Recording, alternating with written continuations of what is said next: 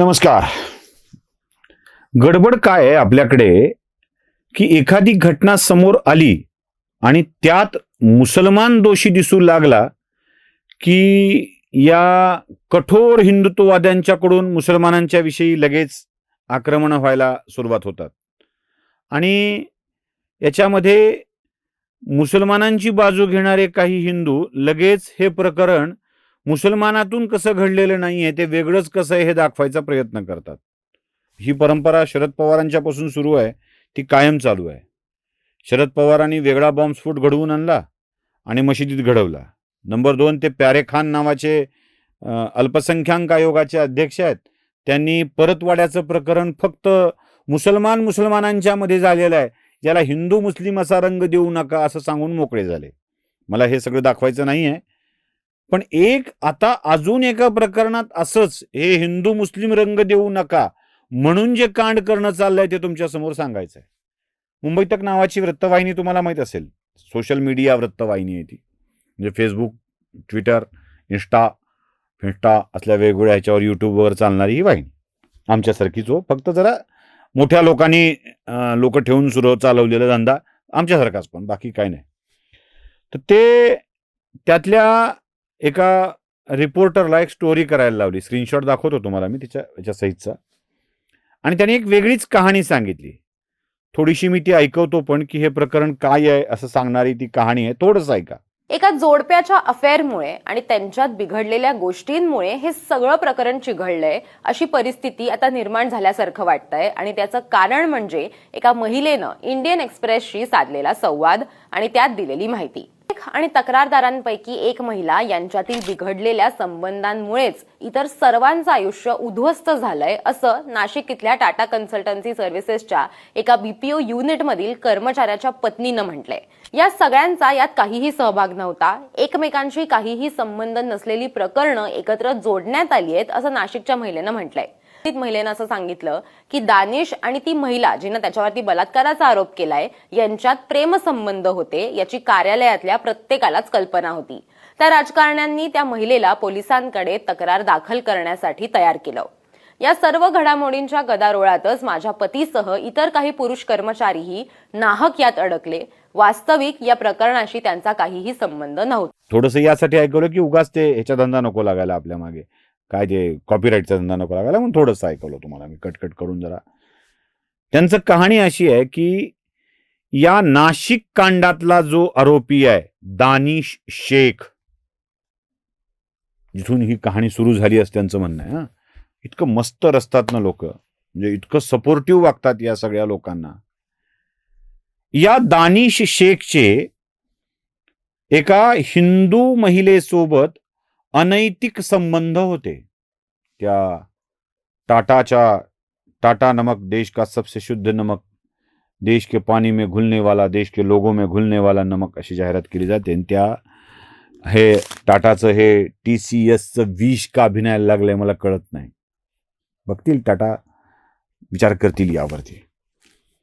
हा दानिश शेख तिथल्या कंपनीमध्ये एका हिंदू मुलीसोबत अफेअर करतो, तिचं शोषण करतो, तिच्या धर्मांतरासाठी प्रयत्न करतो. दानिशनं आपल्याशी विवाह करावा अशी तिची इच्छा असते. दानिश विवाहाला नकार देण्यापूर्वीच दानिशच्या पत्नीचा फोन तिला येतो. ती म्हणते, मेरा पती सिर्फ मेरा है, त्याचं लग्न झालंय, त्याला लेकरं बाळ आहेत, तू कुठे त्याच्या नादाला लागली. या दानिशच्या पत्नीला दानिश चुंबाचुंबी करत होता तेव्हा विवाहित असल्याचं सांगावं वाटलं नाही.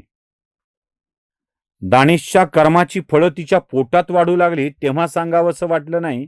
आणि जेव्हा वापरून फेकून द्यायची वेळ आली तेव्हा ती तिला फोन करून सांगते की मेरा पती मेरा है, मेरा पती मेरा देवता है आणि तू त्याचा नाद सोड. एका हिंदू मुलीला पूर्णतः कन्व्हर्ट करण्याची प्रक्रिया झाली, तिच्या गर्भात त्याचं बाळ वाढू लागलं की मग तुम्हाला सुचतं का सांगायचं आणि हे मीडियावाले ही कहाणी सांगून असं सांगण्याचा प्रयत्न करतात की हे प्रकरण कुभांड रचलेलं आहे, असं त्याच्या पत्नीचं म्हणणं आहे. वास्तविक हे प्रेमात झालेला घोळ आहे, प्रेमाचा झोल आहे आणि याला कुभांड रचून कथानक रचलीत की काय अशी शंका येते. असं जेव्हा हे मीडियावाले सांगत असतात तेव्हा नारायण राणे उद्धव ठाकरेला अमृत महोत्सव की हिरक महोत्सव हे न कळल्यावर जे वाक्य बोलले वाटते तेच वाक्य मला बोलावं वाटतं. पायतान काढून थोबाड फोडावं यांचं. अरे 9 गुन्हे दाखल झालेत, 9 वेगवेगळ्या ठिकाणी. 2 पोलीस ठाण्यात मिळून 9 गुन्हे आहेत. त्यातल्या 2 ते 3 गुन्ह्यात थेट लैंगिक छळ, शोषण याचे अपराध आहेत. बाकी ठिकाणी धर्मांतराचे प्रयत्न केल्याचे अपराध आहेत. 9-10 लोकांनी मिळून दाखल केलेले हे गुन्हे आहेत. आणि तरीही तुम्ही हा प्रेमातला झोल आहे आणि त्यातून तयार झालेलं हे कांड आहे असं म्हणता. लाज नाही का रे वाटत? लाज नाही वाटत? पुन्हा म्हणता बोलण्याला धार येतेय, तुमच्या तोंडातून संजय राऊत बोलतोय असं वाटतंय. नाही रे, आम्हाला हौस तोंडानं हागण्याची. पण जेव्हा हे असे नादान लोक समोर येतात ना तेव्हा यांच्या तोंडावर पचकन थुंकावं वाटतं अशी अवस्था येऊन जाते. काय सांगण्याचा प्रयत्न करतोय आपण लक्षात तरी येत आहे? काय झाकण्याचा प्रयत्न करतोय हे लक्षात तरी येत आहे? कसं आलं हे प्रकरण उघडकीस? कुठल्या स्वरूपामध्ये आलं याची कल्पना आहे तुम्हाला? या प्रकरणाला उघडकीस आणण्यासाठी पोलिसांना स्वीपरचं काम करत हाऊसकीपिंगच्या कंत्राटी कर्मचाऱ्यामध्ये झाडू मारण्याचं काम करत, साफसफाईचं काम करत त्या कंपनीच्या कार्यालयात घुसावं लागलंय. तिथे काय चाललंय याची माहिती घ्यावी लागली आहे आणि तिथे कळालंय की ही सगळीच माणसं अशा स्वरूपामध्ये वागत आलेली आहेत, वापरत आलेली आहेत. हो, ज्या कर्मचाऱ्यांनी लिहिलेली पत्र वाचली, कसं कसं केल्या गेलंय, ईदच्या दिवशी घरी बोलवून टोपी घालून नमाज कसा पढायला लावलाय, कशा स्वरूपामध्ये मांसाहार करायला भाग पाडल्या गेलाय, कलमा पढवून घेतल्यात आणि ते कलमा पडतानाचा टोपी घातलेल्याचा फोटो व्हॉट्सअपच्या ग्रुपवर कार्यालयाच्या व्हायरल केले गेले आहेत. आणि हे व्हायरल केलेल्या फोटोत तो मुसलमान बनतोय असं दाखवलंय आणि तो ही आपली कैफियत सांगतोय. तरीही तुम्हाला असं वाटतंय की हे कुभांड रचलेलं आहे? कसं सगळंच कमरेचं काढून डोक्याला गुंडाळलं असेल असं म्हणतो मी.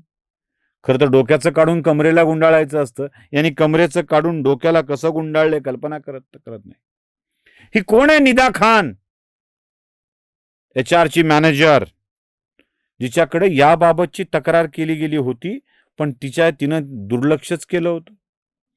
निदा खानचा नंबर या सगळ्या गोष्टी करणाऱ्या माणसांच्या मोबाईलमध्ये डिअर डेव्हिल म्हणून का सेव्ह आहे? अशा सगळ्या संकटांचा सामना करत ही निदा खान कुणाचीही पर्वा न करता या सगळ्या माणसांना पाठीशी का घालत होती? मलेशिया स्थित इम्रान नावाचा व्यक्ती कोण आहे ज्याचं या सगळ्याला समर्थन होतं म्हणतात? ही सगळी माणसं इस्लामचं कौतुक करत हिंदू धर्माच्या आस्थेवर का घाला घालत होती याचा विचार केला जातोय की हे बोलायचं नाही आणि फक्त हे प्रेमभंगातून घडलेलं प्रकरण आहे असं सांगून याची तीव्रताच कमी करण्याचा प्रयत्न करायचा? तुमचं सुतक मुंबईत कळतंय आम्हाला. ह्या सगळ्या सांप्रदायिक दंगा व्हायला नको म्हणूनच्या गोंडस नावाखाली करणार असाल तर उद्या असाच प्रकार तुमच्या घरात घडला तर वाईट वाटून घेऊ नका. एवढंच. नमस्कार. जागृतीचा विधायक बुरुज